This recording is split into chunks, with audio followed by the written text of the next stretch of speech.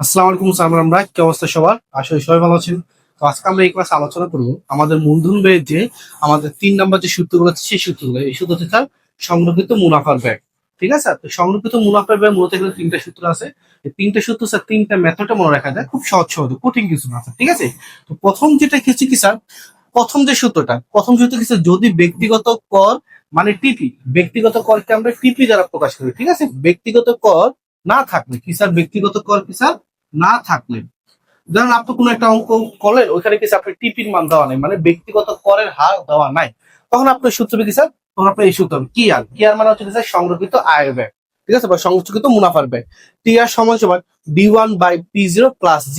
যারা আমাদের প্রথম ক্লাসগুলো করেছেন তারা অলরেডি জানেন স্যার D1 মানে কি। D1 মানে হচ্ছে পরবর্তী বছরের প্রত্যাশিত লভ্যাংশ। ধরেন আপনার এই বছর লভ্যাংশ ছিল 10%, পরবর্তী বছর লভ্যাংশ কত স্যার, 15%। তো ওই যে স্যার 15% যেটা, সেটা আপনার স্যার এখানে লিখবেন স্যার। বুঝতে পারছি স্যার? এরপর হচ্ছে কি স্যার আপনার P0 মানে হচ্ছে কি, আমরা জানি P0 মানে স্যার আমাদের কি স্যার শেয়ারের বা এই যে কি স্যার, হ্যাঁ, বর্তমান মূল্য, তাই না স্যার? আমাদের P0 মানে কি স্যার, বর্তমান মূল্য বা বাজার মূল্য।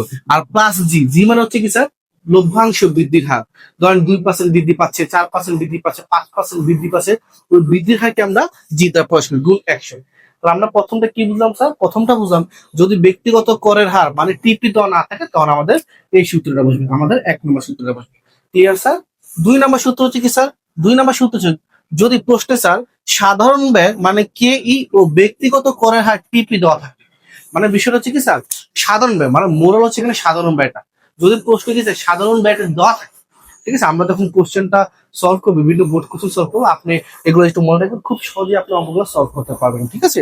কি স্যার, যদি কি স্যার সাধারণ ব্যয় মানে কে ই এবং ব্যক্তিগত করের হার যদি দেওয়া থাকে, তখন আমরা বুঝবো স্যার 2য় নম্বর সূত্র। তখন আমার কয় নম্বর সূত্র হবে স্যার, আপনার 2য় নম্বর সূত্র। সূত্র কি স্যার, কে আর সমান সমান কে ই মানে কি স্যার, সাধারণ শেয়ার ব্যয়। কে মানে কি স্যার, আপনার সাধারণ শেয়ার ব্যয়। ওই সাধারণ শেয়ার ব্যয়ের সাথে আপনার 1 - টিপি, 1 হচ্ছে স্যার সূত্র 1, আর টিপি মানে হচ্ছে স্যার করের হার।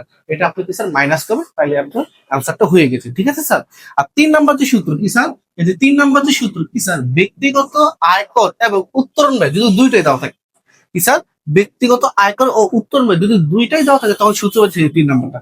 সূত্র হবে কয় নম্বর স্যার, আপনার এই 3 নম্বরটা। 3 নম্বর সূত্র কি স্যার, D1 × 1 - টিপি + P0 + G। আমরা টিপি মানে জানি স্যার ব্যক্তিগত করের হার, বা এই যে আমরা এখানে পাইছি স্যার ব্যক্তিগত কর মানে কি স্যার, আমরা টিপি দ্বারা প্রকাশ করি। P0 মানে কি স্যার, শেয়ারের বর্তমান বাজার মূল্য, সাধারণ শেয়ার, অগ্রাধিকার শেয়ার বা এই যে সংরক্ষিত শেয়ার, এগুলো কি স্যার বর্তমান বাজার মূল্য। প্লাস জি মানে কি স্যার, গ্রোথ, মানে কত করে বাড়তেছে স্যার। ঠিক আছে? এই 3টা সূত্র, আপনার সংরক্ষিত মুনাফার ব্যয়, এই 3টা সূত্র আছে। এই 3টা সূত্রের সাথে ইনশাল্লাহ আপনি খুব সহজে আপনার যে কোনো বোর্ড কোশ্চেন সলভ করতে পারবেন। তাহলে আপনাদের প্রথম কাজ হচ্ছে এগুলো তুলে ফেলা স্যার। ঠিক আছে? আমি আবার বলছি, সূত্র কথা 3টা। প্রথমটা আপনি কি মনে রাখবেন, যদি ব্যক্তিগত করের হার ধরা থাকে, তাহলে আপনার এই সূত্র বসবে। আর যদি সাধারণ শেয়ার ব্যয় এবং ব্যক্তিগত করের হার দেওয়া থাকে, তাহলে আপনি 2য় নম্বর সূত্র লিখবেন। এবং 3য় নম্বর কি স্যার, ব্যক্তিগত কর এবং কি স্যার উত্তোলন ব্যয়, মোস্ট ইম্পর্টেন্ট উত্তোলন ব্যয়, যদি এই ব্যক্তিগত কর ও উত্তোলন ব্যয় না থাকে, তখন আপনি কি স্যার এই সূত্র লিখবেন স্যার। ঠিক আছে? আর আপনি যেহেতু এই যে মূলধন ব্যয়ের অঙ্ক ক্লাসগুলো আগে থেকে দেখে আছেন, তাহলে আপনার জন্য খুব সহজ হবে। D1 মানে কি, D0 মানে কি। D0 কিন্তু আছে, আমরা সাধারণ হিসাবে পাইছিলাম না স্যার। তারপর P0 মানে কি, টিপি মানে কি, এইগুলো হচ্ছে স্যার আপনার কাজ স্যার। ঠিক আছে? আপনার প্রথম কাজ হচ্ছে এগুলো মনে রাখা। ইনশাআল্লাহ নেক্সট ক্লাসে স্যার বিভিন্ন বোর্ড কোশ্চেন নিয়ে আমরা আলোচনা করবো স্যার। ঠিক আছে? প্রথম পর্যন্ত সবাইকে ধন্যবাদ।